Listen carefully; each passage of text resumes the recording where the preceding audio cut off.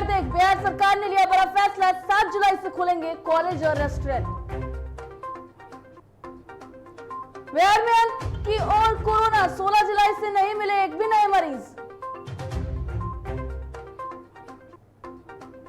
मुंगेर में प्रसाद खाने से लगभग 80 लोगों की तबीयत खराब, मौके पर पहुंची स्वास्थ्य विभाग की टीम, इलाज जारी। मौसम विभाग का बिहार में वज्रपात और बारिश की चेतावनी, 11 जिलों के लिए येलो अलर्ट जारी।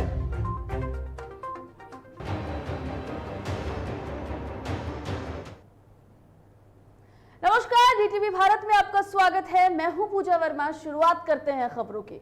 प्रधानमंत्री नरेंद्र मोदी बुधवार को अपने मंत्रिमंडल का विस्तार कर सकते हैं। भारतीय जनता पार्टी के शीर्ष स्तर पर इसकी कोशिश जारी है। इस कैबिनेट में विस्तार में करीब 17 से 22 नए मंत्री शामिल हो सकते हैं। इस विस्तार में कई मंत्रियों से अतिरिक्त प्रभार भी लिया जा सकता है, वहीं कई मंत्रियों की छुट्टी हो सकती है। इस मंत्रिमंडल विस्तार में चुनावी राज्यों का खास ख्याल रखा जा सकता है। बताया जा रहा है कि पीएम मोदी आज अपने घर पर एक अहम बैठक कर सकते हैं। प्रधानमंत्री के घर होने वाली इस बैठक में बीजेपी के राष्ट्रीय अध्यक्ष जेपी नड्डा, रक्षा मंत्री राजनाथ सिंह, गृह मंत्री अमित शाह, वित्त मंत्री निर्मला सीतारमण के अलावे कई अन्य वरिष्ठ मंत्री शामिल हो सकते हैं। कैबिनेट विस्तार में कई पूर्व मुख्यमंत्रियों और कुछ राज्यों के पूर्व उप मुख्यमंत्रियों को भी जगह मिल सकती है। हालांकि नाम को लेकर तस्वीरें अभी तक पूरी तरह से साफ नहीं हो पाई है।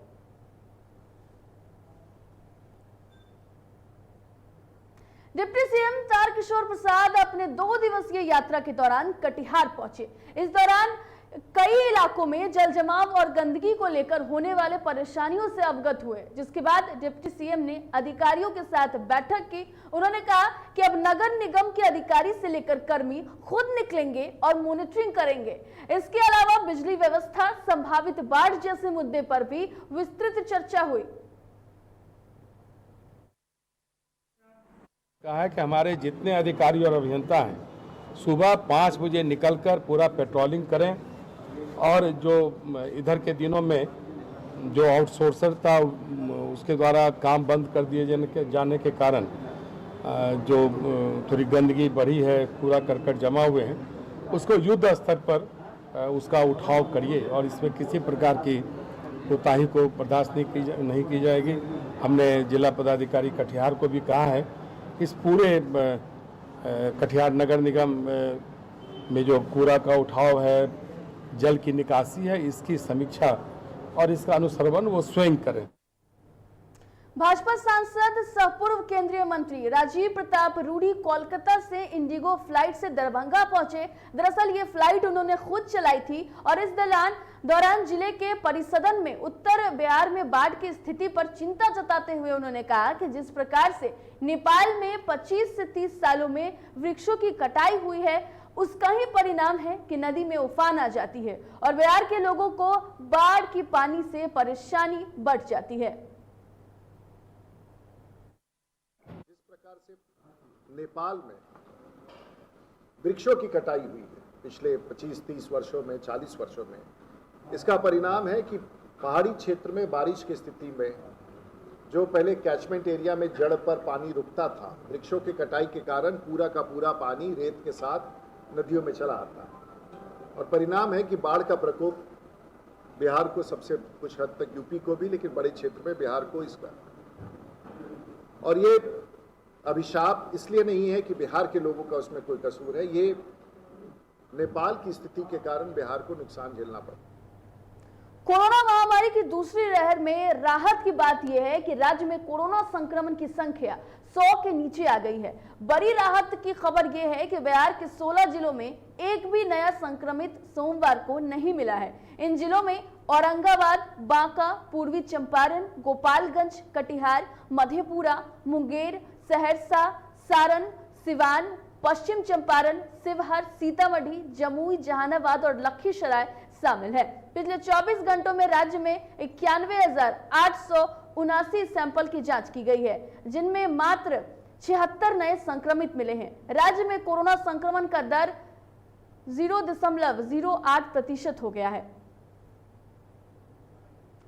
तो 16 जिलों में कोरोना के एक भी संक्रमित मरीज नहीं मिले हैं और ये बिहार के लिए खुशी की बात है कि दूसरी लहर के खत्म होते ही बिहार में कोरोना संक्रमितों के आंकड़ों में साफ तौर पर कमी देखी जा रही है और कई जिलों में एक भी मामले नहीं आना ये साफ तौर पर दर्शाता है कि लगातार कोरोना के मामले घटते चले जा रहे हैं और बिहार वासियों के लिए ये बड़ी राहत की खबर है। हालांकि लॉकडाउन को लेकर के जिस तरीके से रियायतें मिल रही थी और अनलॉक 4 अब जो है वो शुरू हो चुका है और इसके बाद से कई जो रेस्टोरेंट हैं उनको खोल दिया गया है, कई ऐसी रियायतें सरकार के द्वारा लोगों को दी गई है, कई ऐसी राहतें दी गई हैं, स्कूलों को भी 50% बच्चों के साथ खोल दिया गया है। तो लगातार बिहार सरकार भी समीक्षा कर रही है आंकड़ों को लेकर, जिसके बाद से लोगों को रियायतें भी मिल रही है और बिहार में कोरोना की दूसरी लहर का अंत होते होते जो मामले हैं वो लगातार घटते चले जा रहे हैं। राजधानी पटना में अपराधियों का कहर लगातार जारी है। ताजा मामला पटना सिटी के आलमगंज थाने क्षेत्र के बेलवरगंज इलाके की है, जहां अपराधियों ने एक युवक को गोली मारकर हत्या कर दी। आनंद फानन में घायल युवक को इलाज के लिए एनएमसीएच भेजा गया, जहां डॉक्टरों ने उसे मृत घोषित कर दिया। फिलहाल पुलिस पूरे मामले की छानबीन कर रही है। मिथिलेश ग्रुप है और पिता स्वर्गीय हैदर ग्रुप, इन लोगों का अपने पटीदारों से जमीन जायदाद को लेकर पहले से झगड़ा चला है। पूर्व में भी इन लोगों के दो तरफ से केस हुए हैं, मर्डर हुए हैं और आज सूचना मिली कि इसकी हत्या कर दी गई है। जब हम अनुसंधान कर रहे हैं कि किसके द्वारा हत्या की। मुंगेर के कोठावा गांव में सत्यनारायण भगवान की पूजा का प्रसाद खाने से लगभग 80 ग्रामीणों की तबीयत खराब हो गई। सभी ग्रामीणों के उल्टी और पेट दर्द की शिकायत के बाद सूचना पर पुलिस डॉक्टर की टीम को लेकर गांव पहुंची और सभी बीमार लोगों का इलाज कराने में जुट गई। वहीं 15 लोगों की हालत थोड़ी ज्यादा खराब होने के कारण उन सभी को स्वास्थ्य केंद्र में भर्ती कराया गया है, जहाँ सभी की हालत स्थिर बनी हुई है। भगवान का पूजा का प्रसाद खाया 3 बजे दिन में। अब बच्चा मेरा सोया खाटी पर, खाटी में सोकर उठा, उल्टी किया, ठीक है। उसके बाद कितना गांव में आदमी संख्या खाया प्रसाद, जो आदमी उसका जो है फिर उल्टी हो रहा है। बड़ा जो वही जो बोला था प्रसाद जो खाया था ना, उसी कारण से उल्टी हो रहा था सब बच्चा को। गांव में सबको हो रहा है, ये जोर से बोल। गांव सबको हो रहा है। आरा के भोजपुर में पुलिस ने शराब के अवैध निर्माण के खिलाफ कार्रवाई करते हुए एक हाईवा से भारी मात्रा में शराब बरामद किया है। बताया जा रहा है कि शराब की खेप झारखंड के बोकारो से लाई जा रही थी, जिसकी छपरा में डिलीवरी होनी थी। पुलिस ने इस कार्रवाई में हाईवा के ड्राइवर और एक लाइनर को गिरफ्तार किया है। हाईवा से भारी मात्रा में पुलिस ने शराब बरामद किया है और भोजपुर पुलिस ने यह कार्रवाई की है, जहां एक हाईवा से भारी मात्रा में शराब को बरामद किया गया है। बिहार से अक्सर ऐसी खबरें सामने आती रहती हैं जहां शराब तस्करी की या शराब फैक्ट्री को लेकर पुलिस छापेमारी करती है, कई ऐसे मामले का उद्भेदन करती है। तो बिहार में शराबबंदी के बावजूद लगातार कई ऐसे जिले हैं जहां शराब को लेकर के ऐसे खबरें सामने आते रहती हैं और फिर एक बार आरा से पुलिस ने बड़ी मात्रा में शराब की खेपी को छपरा पहुंचाने के क्रम में छापेमारी करते हुए बरामद कर लिया है।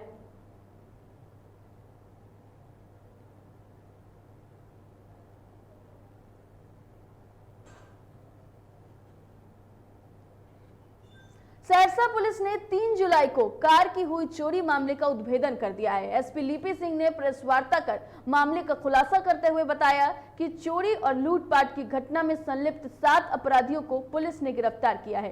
गिरफ्तार अपराधियों के पास से कई हथियार के साथ एक बाइक और 13 मोबाइल फोन बरामद किया गया है।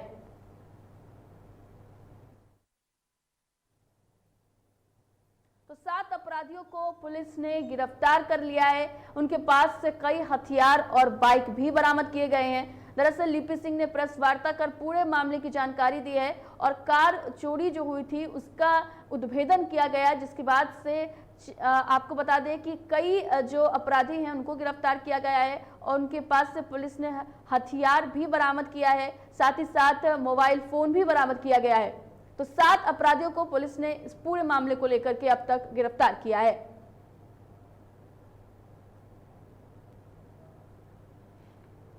दरभंगा जिले में लगातार हो रही मोटरसाइकिल चोरी की घटना को उद्भेदन करते हुए दरभंगा पुलिस ने विभिन्न थाना क्षेत्र में छापेमारी कर मोटरसाइकिल चोर गिरोह के 6 सदस्यों को गिरफ्तार किया है। पुलिस की गिरफ्त में आए आरोपी के पास पुलिस ने 6 मोटरसाइकिल, 3 मोबाइल और 6 मास्टर चाबी को भी बरामद किया है। वहीं सभी अपराधियों ने अपना अपराध स्वीकार कर लिया है। इंस्पेक्टर, उसके अलावा सिमरी, कमतौल, सिंहवाड़ा थानाध्यक्ष भी इस टीम में थे और हमारे टेक्निकल सेल के लोग भी थे। इस निशानदेही पे एक टीम के द्वारा कल जो है एक लड़के को पकड़ा गया, उसके पास से एक मोटरसाइकिल बरामद हुआ और उसकी निशानदेही पे फिर ये सीक्वेंस बढ़ता गया और विभिन्न थाना क्षेत्र में विगत रात्रि छापामारी करके 6 मोटरसाइकिल बरामद किया गया है और 6 लोग भी पकड़े गए हैं। इसमें इस वक्त की बड़ी खबर आपको बताने जा रहे हैं, जहां एलजेपी से चिराग पासवान आज प्रेस वार्ता करने वाले हैं। एलजेपी सांसद चिराग पासवान आज प्रेस वार्ता करेंगे और अपने आवाज से वो ये प्रेस वार्ता करने वाले हैं। दोपहर 1:30 बजे करेंगे प्रेस वार्ता को संबोधित। तो बड़ी खबर आपको बता रहे हैं, जहां एलजेपी सांसद चिराग पासवान श्री कृष्णापुरी में स्थित अपने आवास से प्रेस वार्ता करने वाले हैं। बड़ी खबर इस वक्त की, जहां एलजेपी सांसद चिराग पासवान आज प्रेस वार्ता करेंगे।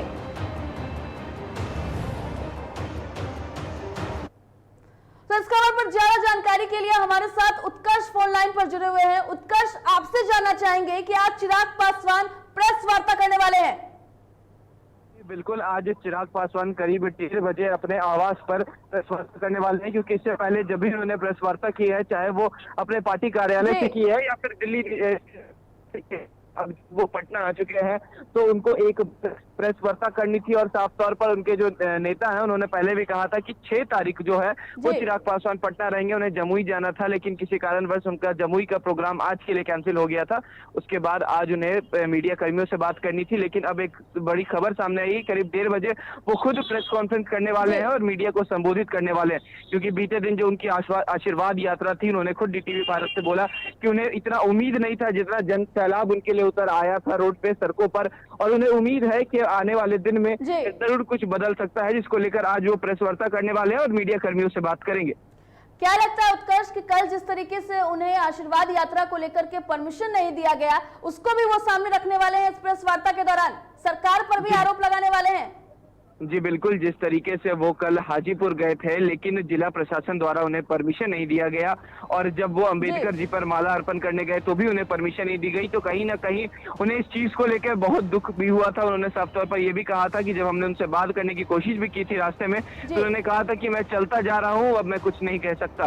तो लेकिन हालांकि वो जरूर गए, अपने जहाँ उन्हें पहुंचना था वो जरूर पहुंच गए, वहां से लेके वहां से शुरुआत भी कर दी आशीर्वाद यात्रा की और पटना भी आ गए। लेकिन अब कहीं ना कहीं सरकार को घेरने की काम जरूर करने वाले हैं चिराग पासवान। आज जो प्रेस वार्ता करेंगे तो संबंध में, सरकार के संबंध में कई सारी बातें भी उनको निकालनी है, क्योंकि 16 तारीख तक वो राजधानी पटना में है और अलग अलग जगहों पर जाएंगे, क्योंकि अलग अलग जिले में उन्हें जाना, चाहे वो समस्तीपुर हो, खगड़िया हो, सुपौल हो, ऐसे ऐसे जगहों पर वो जाएंगे। हालांकि जमुई की प्रोग्राम अभी उनकी फिलहाल के लिए कैंसिल हो गई थी, लेकिन आज कहीं प्रेस वार्ता में ये भी उनकी बात सामने आ सकती है कि जमुई जाने की भी बात वो सामने रख सकते हैं। बिल्कुल उत्कर्ष, तो बहुत बहुत धन्यवाद आपका तमाम जानकारी के लिए। बड़ी खबर आपको बता रहे हैं कि आज चिराग पासवान अपने आवाज से प्रेस वार्ता को संबोधित करेंगे।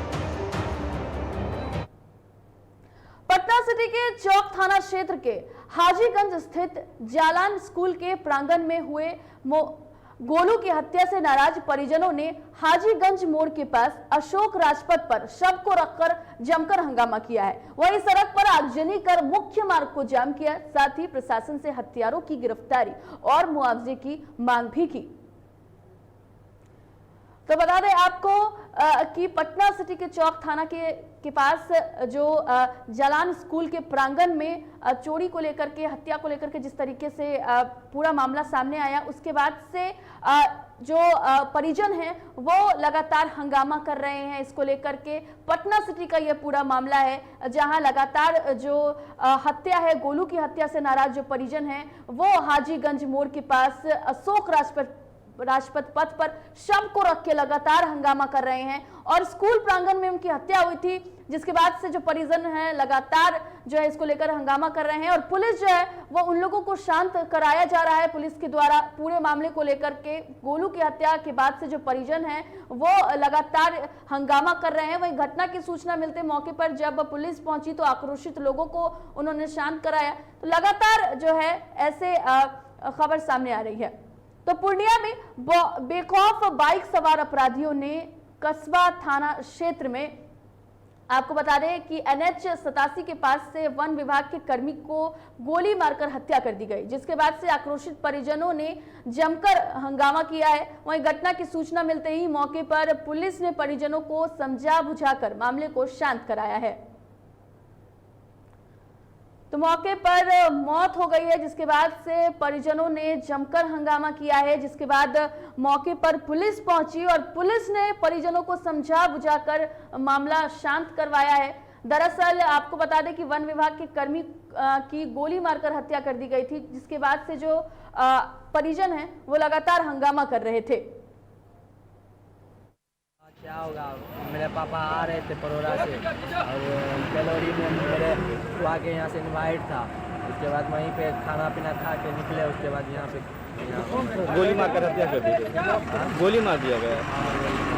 आप लोगों को कैसे पता चला, कब पता हम चला? लोग को कॉल करके बताया गया, कॉल आया गया। किसी से दुश्मनी तो नहीं थी इनकी? दुश्मनी एक बार कॉल करके बोला था, पापा हमको बोले थे कि एक आदमी है, वो आके धमकी दिया था 12 बजे रात। सीतामढ़ी के बोखड़ा प्रखंड क्षेत्र में सड़क की बदहाल स्थिति को लेकर लोगों ने विरोध किया है। इस दौरान लोगों ने सड़क पर धान की रोपनी कर अपना विरोध जताया। लोगों का कहना है कि इस क्षेत्र में कितनी जन प्रतिनिधि बदल गए लेकिन सड़क नहीं बनी। लोगों का कहना है कि आए दिन इस पर दुर्घटनाएं होती रहती हैं। वहीं लोगों ने सरकार से सड़क बनाने की मांग की है। होश में आओ, और जिला प्रशासन होश में आओ, निकम्मे सांसद होश में आओ। मैं इससे ये साबित करना चाहता हूँ कि आज जब 72 साल हो गए हिंदुस्तान को आज़ाद हुए, लेकिन आज जो हमारे गांव की पोजीशन है, शायद अंग्रेजों के ज़माने में भी इस तरह की पोजीशन नहीं रही होगी। मैं ये दिखाना चाहता हूँ कि किस तरह यहाँ के जो भी जनप्रतिनिधि हुए, जो भी सांसद हुए, विधायक हुए, उन लोगों ने किस तरीके से इस गांव को नजरअंदाज किया और आज तक ये यहाँ के लोग पूरे कीचड़ और इसमें चलने के लिए मजबूर हैं। जी, हमने इस सड़क को लेकर के, क्योंकि ये प्रधानमंत्री ग्राम सड़क योजना के अंतर्गत होता है, इसके लेकर के विधायक को, सांसद को, प्रशासन को भी खबर किया, लेकिन बड़े अफसोस के साथ, दुख के साथ कहना पड़ रहा है कि इतने वर्षों बीतने के बाद भी इस सड़क को नजरअंदाज किया जा रहा है। रोहतास के करागढ़ में 4 अचल कर्मियों के स्थानांतरण पर विदाई सह सम्मान समारोह का आयोजन किया गया, जिसकी अध्यक्षता अचल अधिकारी ने की। इस दौरान अचल अधिकारी ने कर्मियों के कार्यशैली की सराहना की। वहीं विदाई समारोह में कई पदाधिकारी और अचल कर्मी मौके पर मौजूद रहे, साथ ही भावुक नजर आए। तो विदाई सह सम्मान समारोह में अचल कर्मियों का स्थानांतरण जब हुआ तो उन्हें विदाई दी गई और कई जो वहां पर कर्मी थे वो भावुक नजर आए। विदाई समारोह में उनके कामों की सराहना की गई, उन्हें सराहा गया और कई उपहार भी दिए गए। मौके पर आपको बता दें कि कई कर्मी मौजूद थे जो भावुक भी नजर आए।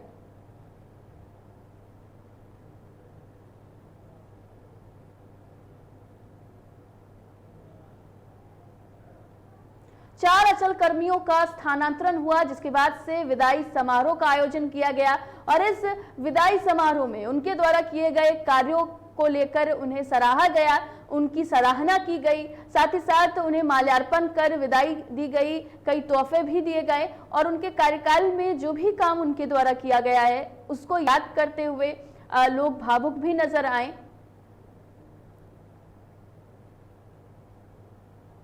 मुंगेर में गुप्त सूचना के आधार पर पुलिस ने शराब लदे एक निजी वाहन को बरामद किया है। मौके से चालक समेत शराब कारोबारी फरार हो गए हैं। वहीं पुलिस उत्पाद अधिनियम के तहत प्राथमिकी दर्ज कर मामले की छानबीन कर रही है।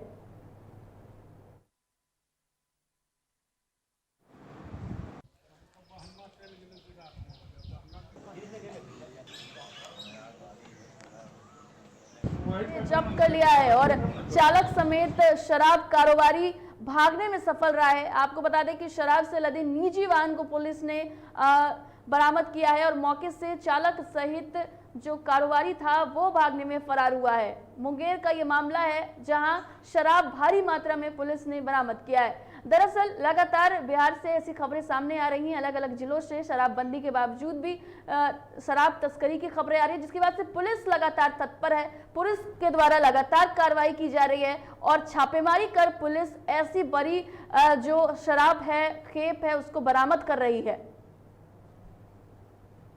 झरिया में डीवाईएफआई ने रसोई गैस की बढ़ती कीमतों का विरोध किया है। इस दौरान आपको बता दें कि नरेंद्र मोदी का पुतला भी फूंका गया है। लोगों ने सरकार से डीजल, पेट्रोल के साथ साथ रसोई गैस की बढ़ती कीमतों पर रोक लगाने की मांग की है।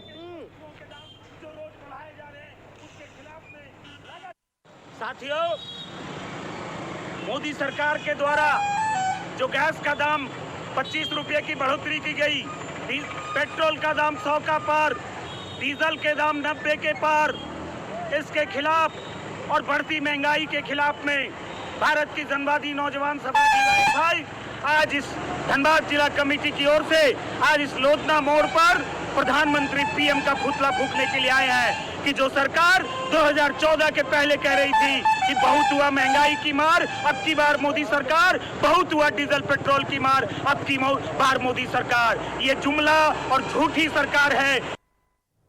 फिलहाल खबरों में इतना ही। बने रहे डीटीवी भारत के साथ, मुझे दीजिए इजाजत। नमस्कार।